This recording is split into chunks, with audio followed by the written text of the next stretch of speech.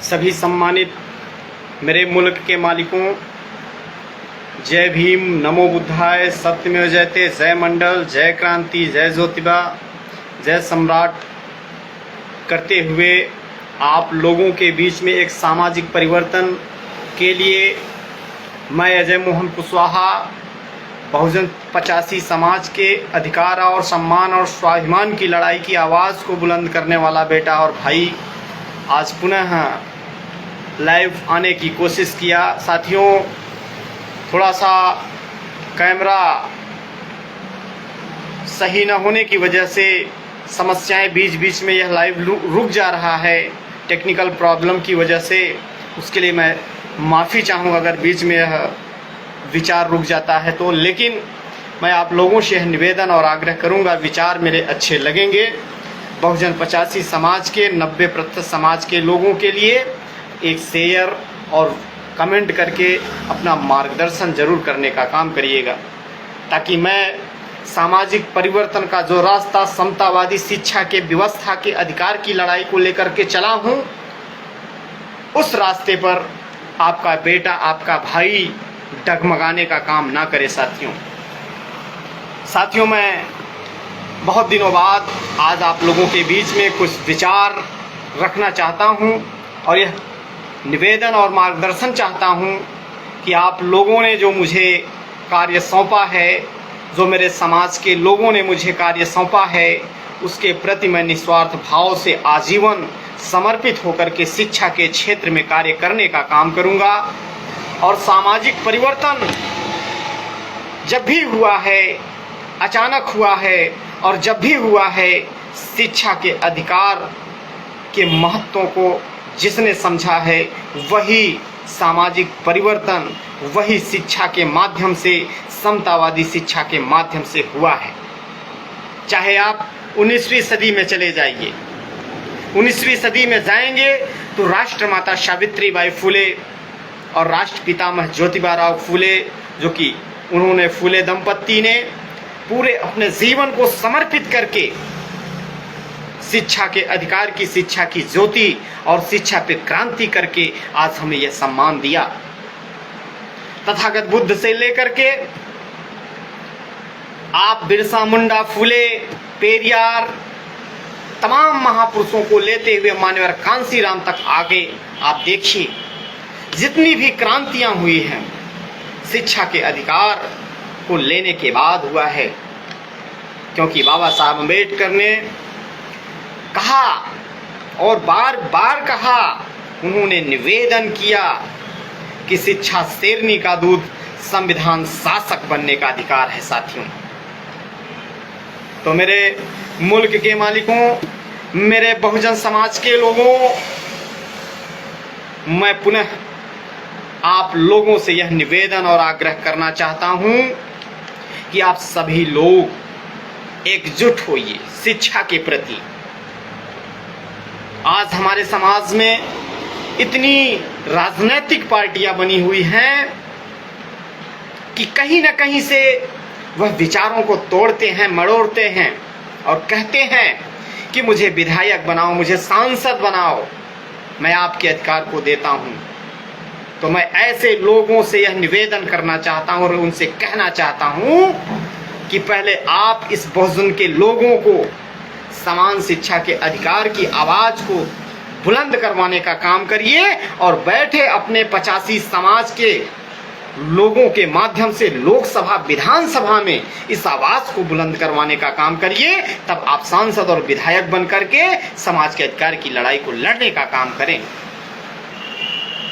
यह समाज दर्द और पीड़ा से कराह रहा है। तमाम घटनाएं मणिपुर जैसी तमाम घटनाएं घट रही हैं और आने वाले समय में न जाने कितनी घटनाएं घटेंगी। आप सोचिए, इंसान को इंसान बनाने के लिए तथागत बुद्ध ने कौन सा रास्ता पकड़ा, कौन सा मार्ग पकड़ा? ज्योतिबा फुले, पेरियार ईवी रामा नायकर स्वामी, पेरियार ललई सिंह यादव, एपीजे अब्दुल कलाम, फातिमा शेख, जो भी तमाम हमारे समाज के बहुजन 85 समाज के महापुरुषों ने संघर्ष किया, जो गुलामी की जंजीरों को तोड़ने का काम किया, वह कहीं न कहीं से मैंने अध्ययन करके देखता हूं तो कहीं न कहीं से वह ताकत, वह मजबूती शिक्षा के माध्यम से मिली थी। हमारे सामने एक पुस्तक रखी है, आप देखिए, ये किताब देख रहे हैं ना, सच्ची रामायण। सच्ची रामायण की चाबी पेरियार लल्लई सिंह यादव, पेरियार ईवी रामा नायकर स्वामी, जो कि पाल समाज के पाखंड विरोधी थे, है ना, पेरियार रामास्वामी नायकर। आप लोगों ने कभी गुलामगिरी पढ़ा क्या? ज्योतिबा राव फुले, आपने कभी सच्ची रामायण पढ़ी क्या?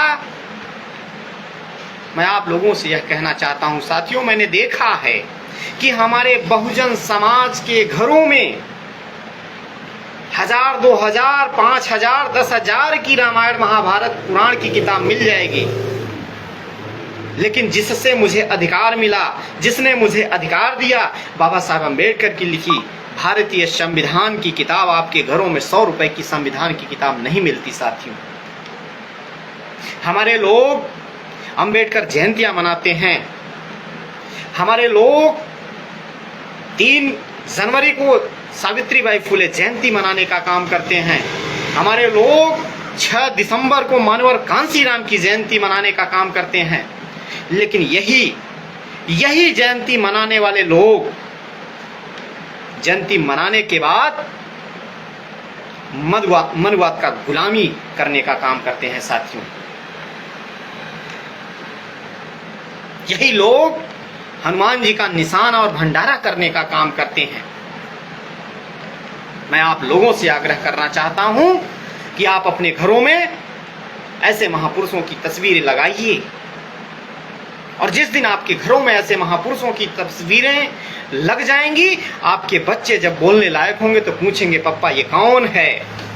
तो आप सीना चौड़ा करके कहोगे, ये हमारे आजा हैं, आप बाबा हैं, इन्होंने ऐसा काम किया कि आज हमारा यह परिवार, हमारा वंश यहाँ पहुंचा है। साथियों, मेरी बात, मेरे विचार मैं जानता हूं कि हमारे ही समाज के कुछ लोगों को अच्छा नहीं लगता, जो चुभता है उनको, मुझे उनसे तकलीफ नहीं है साथियों, लेकिन तकलीफ इस बात से होती है कि जब हमारे बहुजन समाज के लोग जो कहते हैं मैं तथागत बुद्ध के वंशज से हूं, मैं बाबा साहब अम्बेडकर के मानने वाले लोग हूं,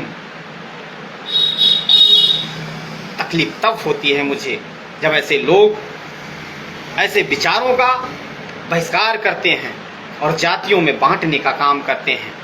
हमारा एससी भाई हमारे बीसी भाई को दोषारोपण देता है, हमारा बीसी भाई हमारे एससी भाई का दोषारोपण देता है। आखिर किस बात की खुन्नस है आप लोगों में?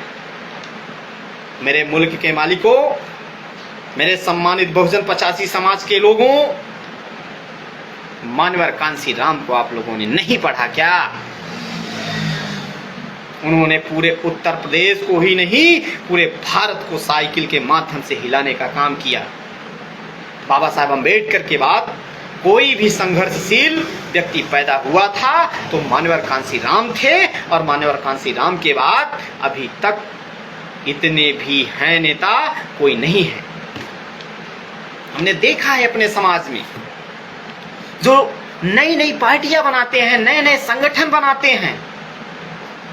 मैं आप सब लोगों से यह बता देना चाहता हूं कि अगर उत्तर प्रदेश के एससी एसटी ओबीसी माइनॉरिटी अल्पसंख्यक समाज के राष्ट्रीय अध्यक्षों की मीटिंग की जाए, 10 बीघे में एक मंच बनाया जाए, राष्ट्रीय मंच, वह मंच साला छोटा पड़ जाएगा।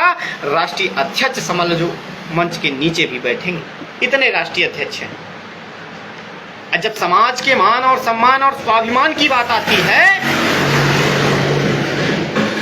किसी की हिम्मत, किसी की औकात नहीं पड़ती आवाज उठाने की, वही चाटकारी करने का काम करते हैं साथियों। जब सोचिए इस देश में संविधान नहीं था, जब बाबा साहब अम्बेडकर ने दर्द और पीड़ा से कराह कराह करके पढ़ा, जब संविधान नहीं था, यहाँ 4 वर्ण व्यवस्थाएं थी, ब्राह्मण, क्षत्रिय, वैश्य, शूद्र। ब्राह्मण में पंडित जी, क्षत्रिय में ठाकुर जी, वैश्य में बनिया जी, शूद्र में। अब आप बता दीजिए, मैं अगर कुशवाहा हूँ, आप पटेल हैं, पाल हैं, काची, कुंबी, हेर, गड़रिया, धोबी, धैका, लोहार, कुहार, चमार, यानी आप लोगों का वर्ण क्या है, मैं अगर पूछूं।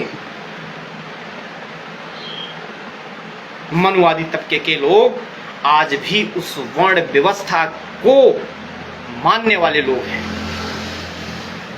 और वही लोग, मैं आप लोगों से अगर पूछूं, इस देश में क्या मुसलमानों ने आरक्षण का विरोध किया? क्या मुसलमानों ने, आप ही सोचिए, इस पूरे भारत देश पर हजारों साल शासन किया? क्या कभी उस हजारों साल शासन करने के बाद हिंदू भगाओं का नारा दिया? क्या अंग्रेजों ने 200 साल शासन किया, कभी हिंदू भगाने का नारा, हिंदू और मुस्लिम का नारा नहीं चला। लेकिन आज वर्तमान की सरकारें धर्म और मजहब और हिंदू और मुस्लिम की राजनीति, गंदी राजनीति कर रहे हैं। अगर आप अपने हक और सम्मान और स्वाभिमान की आवाज उठाओगे तो आपको जेल भेज दिया जाएगा। आपके ऊपर धाराएं, आपकी उनकी भावनाओं के आहत करने के बदले आपके ऊपर 153 ए 295 504 तमाम धाराएं लगने का काम करेंगी साथ। अगर आप अच्छी आवाज, शिक्षा के अधिकार की आवाज को उठाने का काम करेंगे तो आपको कोई सुनने वाला नहीं है साथी। इसलिए मैं निवेदन करूंगा कि धर्म और मजहब से ऊपर उठ करके आइए हम इंसान को बनाने के लिए एक इंसान के आगे झुकने का काम करें और एक इंसान के साथ सम्मान चलने का काम करें। क्योंकि साथियों, मुझे पता है हर जातियों में गरीब हैं, हर जातियों में अमीर हैं। चाहे ब्राह्मण हो, चाहे ठाकुर हो, चाहे बनिया हो, चाहे शूद्र हो, सभी में गरीब हैं, सभी में अमीर हैं। और हमेशा से अमीरों ने गरीबों पे शोषण किया है। तो आज जरूरत है इस देश के नौजवानों को उन शोषणकारियों के खिलाफ खड़े होने की ताकत बनाने की। और वह ताकत मैं आपको बता दिया, शिक्षा और समान शिक्षा हो सकती है, और इसके सिवा कोई भी रास्ता नहीं है। इसलिए मैं निवेदन करूंगा कि आप लोग एक रोटी कम खाइए, गम खाइए, लेकिन अपने बच्चों को अच्छे से पढ़ाने का काम करिए और बाबा साहब अम्बेडकर की किताबों को पढ़ाइए। ऐसे सच्ची रामायण और जो तमाम किताबें महापुरुषों की है, बहुजनों की, उसको पढ़ाने का काम करिए, ताकि आपका बच्चा अंधविश्वास और पाखंड के पीछे लिप्त न हो। और जिस दिन आपका बच्चा अंधविश्वास और पाखंड के पीछे जाएगा, कभी आपका विकास नहीं संभव है और आपकी पीढ़ियां दर पीढ़ियां गुलाम होंगी। इस बात को नोट करके रख लीजिए। गांव में 2 घंटी बजती है, 1 घंटी मंदिर की बजती है, 1 घंटी स्कूल की बजती है। अगर आपका बच्चा मंदिर की घंटी तरफ जाएगा, आप समझ सकते हैं क्या हो सकता है। और आपका बच्चा स्कूल की घंटी की तरफ भागेगा तो आपकी आल औलादे, आपकी सारी वंशावली इस भारत देश पे शासन और राज करने का काम करेगी और उस गरीबी को मिटा करके जन जन तक एक आवाज बुलंद करेगा, जो बाबा साहब अम्बेडकर ने कह के और करके दिखा के गए।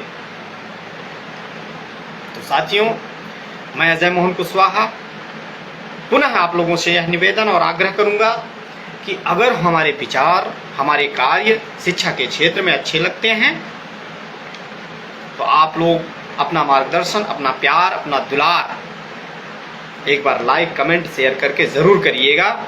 और बकाया विचारों के माध्यम से मैं समाज में शिक्षा की व्यवस्था को लेकर के हम हमेशा निरंतर कल भी चलते थे और आज भी चले हैं, और जब तक हमारा ये जीवन रहेगा तब तक मैं चलूँगा। तो मेरे सम्मानित मुल्क के मालिकों, बहुत बहुत धन्यवाद, साधुवाद।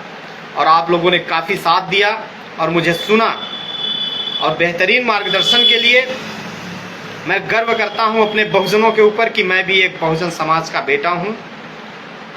मैं भी एक बहुजनों के लिए शिक्षा के क्षेत्र में सही रास्ते पर चल करके समाज के लिए संघर्ष करने का काम कर रहा हूं। ये मेरे सौभाग्य की बात है और बहुत ही मुश्किल से यह जीवन मिला है।